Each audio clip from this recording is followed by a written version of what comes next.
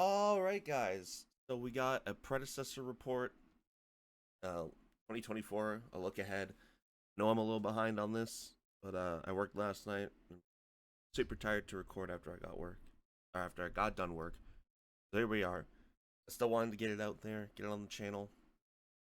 Let's jump in. Greetings, champions. As our team winds down for the holiday period, we want to share our one final Pred report for the year, looking back on an incredible year for Omega Studios and looking ahead at some exciting sneak peeks, courtesy of our CEO, Commander and Chief, Robbie. Let's go, Commander and Chef. Because honestly, he is cooking. A word from Robbie. Hello, predecessor community. Heartfelt thank you to each of you for your unwavering support. You're the core of our game, and your dedication is what brought Predecessor to its current height. The past year at Omega has been extraordinary. Although we faced some challenges and haven't achieved all our goals, we're immensely proud of what we've accomplished to date, and we're so glad to finally put Predecessor into the hands of PlayStation. Looking ahead to 2024, we're thrilled to share a little more about the new developments of our team has in store for you. So cosmetics. We've heard your requests for more content, skin, emotes, and beyond. We know customizing your hero is important to you, and we've been hard at work in creating more Omega originals, entire skin lines that we can't wait to share. While we're not ready to unveil in-game screenshots just yet, we do have some concept art of a skin all set to blast off in the next year, or in the new year. So I have seen the skin, but what I never noticed is that Howitzer's a monkey? Which makes me like this skin infinitely more. Yeah, I mean, skin sets are just good ideas. It's just a good idea. It kind of takes some work. You don't have to come up with a new idea every time. And I've always liked seeing like how we could apply one idea to multiple different characters, especially characters that have different like body types. I guess is what I would say. Like, Howitzer's got the mech. Then you could apply it, make Xeris a monkey, like a mech monkey. And then you can make. We don't really have like over the top character currently, but like Smite's always done a really good job of doing skin collections. So I think it'd be interesting. Monetization. I've also heard your feedback about skin pricing. Oh, that it makes 0 cents. We want to ensure that players feel respected and heard, especially when it comes to spending their hard-earned money. As such, we'll be adjusting skin prices in 2024. As part of this, we will also ensure that any previously available skins, should they receive a change in their base price, will refund any platinum to players that already spent the money on these skins. Nice. I always think of that gadget skin, the gadget recolor that's absurd, like 1300, I think, platinum. It is important for us that all players feel included and listened to, while player feedback and sentiment being something we value above all else. I mean, it's just a good change. There needs to be consistency with the skins, and in general, the skins are too expensive. Which people will still spend money on it. People have more money than brains. As long as they're consistent, then it solves for a lot of frustration. But they are definitely expensive. Soft currency. This is huge. Longtime players might recall a second currency in our early UI mockups. We're finally including a free-to-play currency early in 2024, allowing you more choice in how you spend in-game in-game. Soft currency will be acquired through a variety of mechanics, most notably, of course, being simply playing Predecessor. Now this is going to be kind of continued off of the soft currency. The introduction of a soft currency, we want to make some changes to hero acquisition, hero affinity based on your feedback.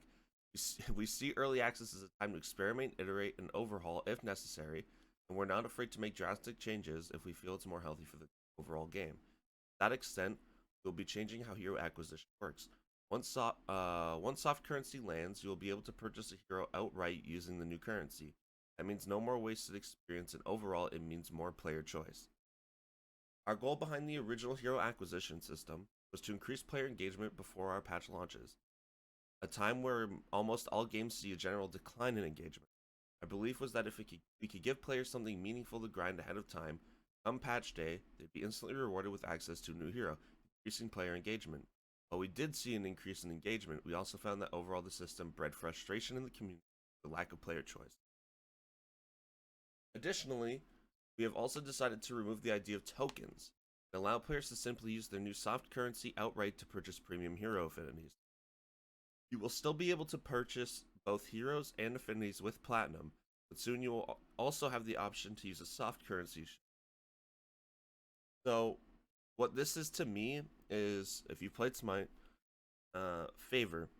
You know, you earn it from playing the game, you earn it from completing daily and weekly missions, and you can use that money, that in-game currency, after you collect a fairly large amount to unlock a new hero.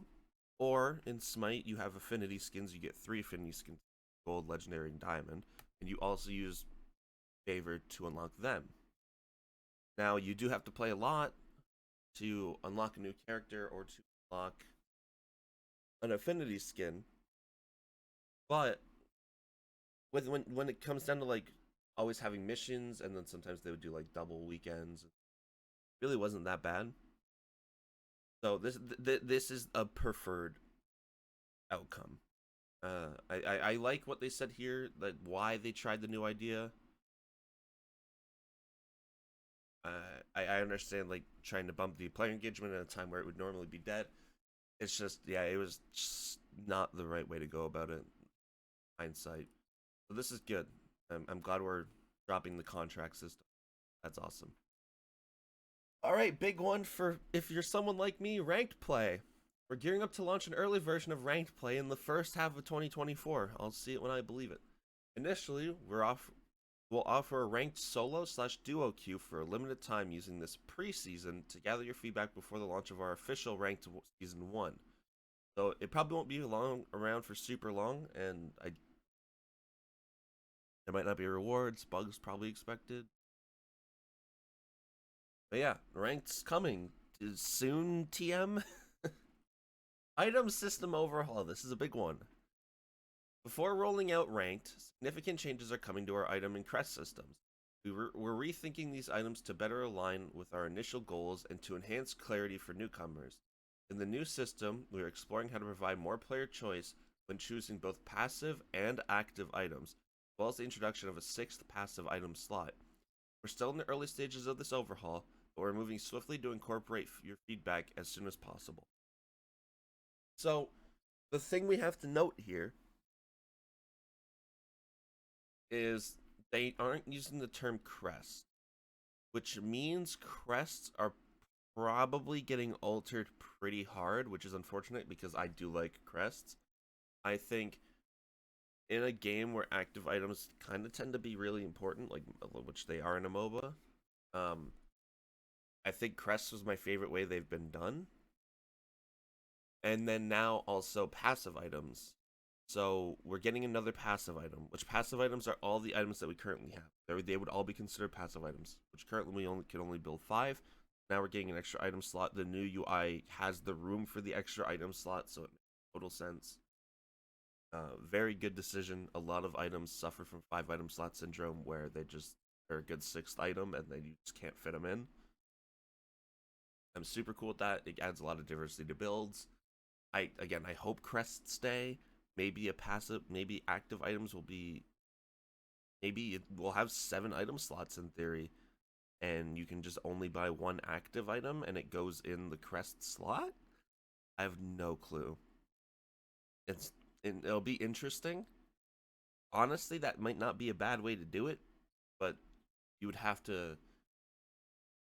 change economy so much. We'll see. But 6 items, that's huge. Maybe a rework to crests. I'm not big on that, but that's fine. Make it great. New game mode. So needed. We've been experimenting with a more casual, yet to be revealed game mode. Our latest iteration, much speculated by you, is a 3v3 mode on a new map featuring unique mechanics and an emphasis on verticality. Insights for this new game mode will inform adjustments to our main map later in 2024. While we've been gathering feedback from players for a number of months now, our intention is to ship an experimental version of this mode early next year so we can iterate with a larger audience to find the perfect formula. So we're getting a 3v3 mode early next year, and it should actually be early next year because we're using feedback from this mode to reflect changes on the main map later on in the year. So if we're going to change the main map later on in the year based on feedback, this has to come early. Otherwise, we're not going to get the feedback. Player quests. Player quests are a way for players to complete specific challenges to earn rewards. While we have a lot of plans for the system, our initial goal is to include onboarding challenges and rewards for new players to help introduce them into Predecessor. In addition, we will also include daily and weekly challenges for players a little further in their journey, so that we're providing rewards and challenges and opportunities, rewards, challenges, and opportunities, all types of players. Nothing here. The ultimate goal is to ensure that the time you invest in Predecessor always feels rewarded. These are show all emotes, but I don't. I'm sure that's just placeholder. But yeah, challenges that'll be great. Especially for new players, give them like you can kind of push people in a way to like play a little properly with challenges. If challenges are done wrong, you can totally push people to play incorrectly. But it is. That's what casual modes are for.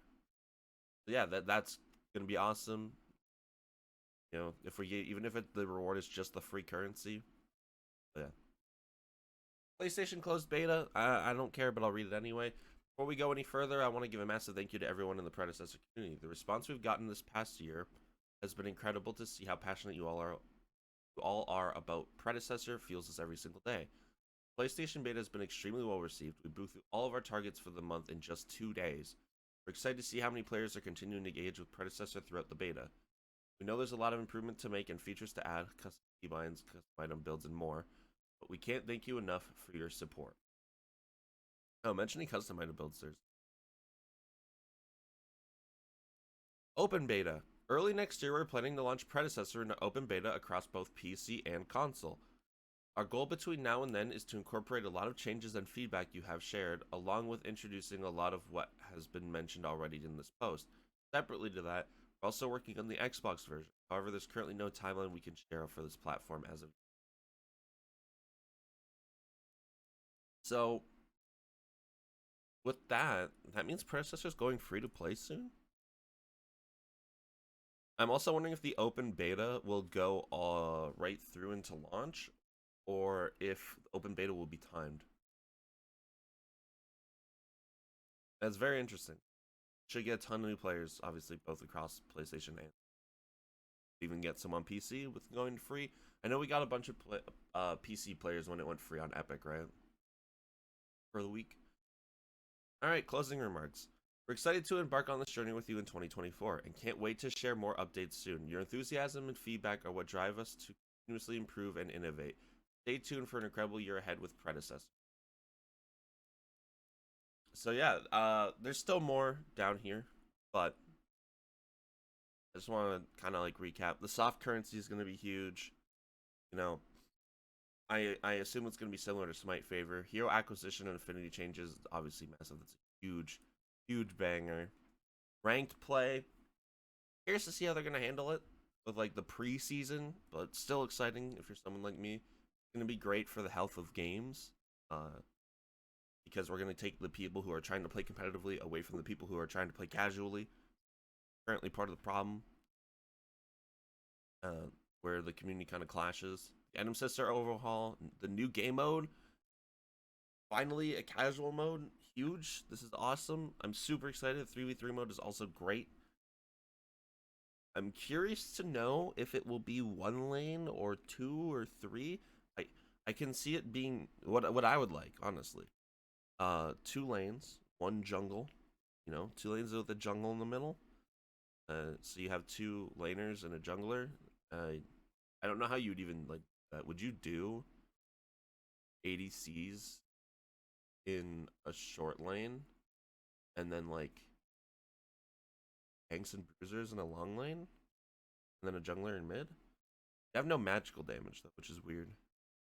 Well, no significant magical damage because like you built have magical tank. I don't know how you do it.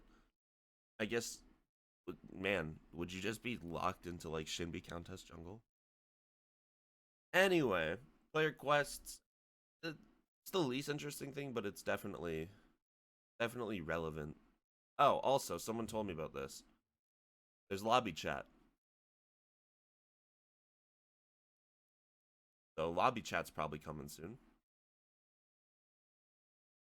I knew there was something that like I kind of needed to talk about.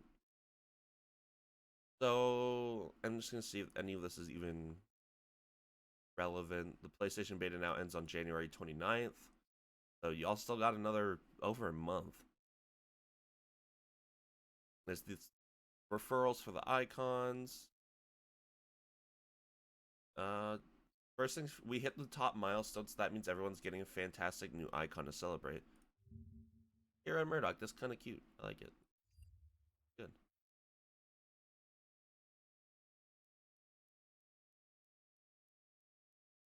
A few hundred referrals off of unlocking the free banner. I like the banner. The banner kind of fucks.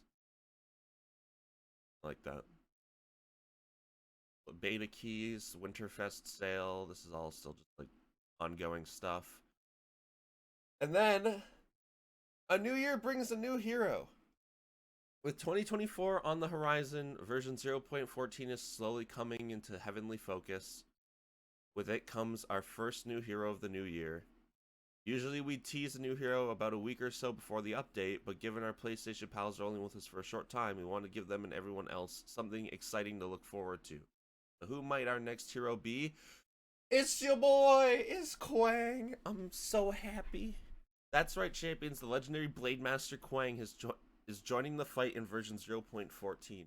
Grab your heavenly blade and look forward to carving a whole new metagame with this deadly fighter when he arrives in the game, January 16th. I love Kwang so much. I know they're gonna rework him. They're definitely gonna rework him, and I just hope they do him justice. I love Kwang. I am so excited. Oh, I'm so excited. And then, here's a bunch of art. Shout out to all the people doing art. God, I can't get over this fucking pasted.